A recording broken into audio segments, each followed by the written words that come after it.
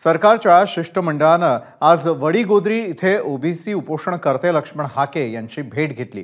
आता ओबीसी आंदोलकांचं एक शिष्टमंडळ संध्याकाळी 5 वाजता मुंबईमध्ये मुख्यमंत्र्यांशी चर्चा करणार आहे।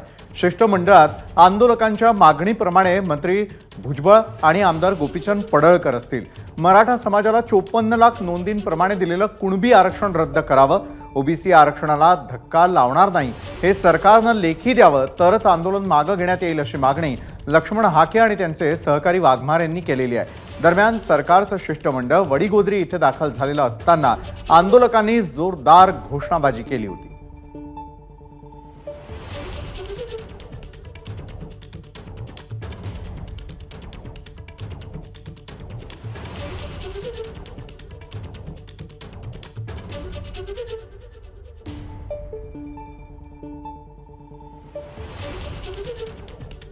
सूरज सावंत आपले प्रतिनिधी या संदर्भात अधिक माहिती देत आहेत। सूरज, खरं तर ओबीसी आंदोलकांचं शिष्टमंडळ आज सरकारशी देखील चर्चा करताना पाहायला मिळालं। संध्याकाळी 5 वाजता शिष्टमंडळाची सरकारसोबत खरं तर बैठक पार पडताना दिसेल। त्यापूर्वीच अनेक विषयांवरती लक्ष्मण हाके बोलते झाल्याचंही आपण पाहिलं। काय सविस्तर सांगा? नक्कीच आपण पाहतोय तर 8 दिवसांपासून लक्ष्मण हाके त्याचबरोबर पुण्यातील तरुण हे उपोषणाला त्या ठिकाणी बसलेले आहेत आणि याची गंभीर दखल ही आता सरकार दरबारी देखील घेण्यात आल्याचं पाहायला मिळत आहे।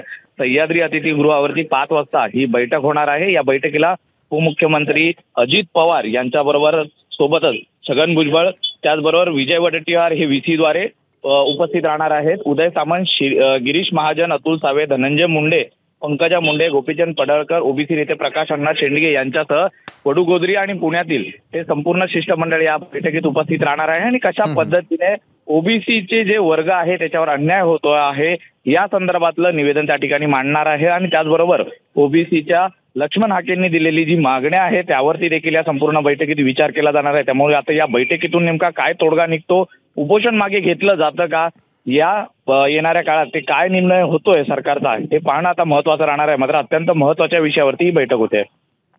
नक्कीच धन्यवाद सूरज, आपण दिलेल्या सविस्तर माहितीसाठी। वेळोवेळी या संदर्भातले अपडेट्स आम्ही आपल्याकडून घेत राहू। एबीपी माझा, उघडा डोळे बघा नीट।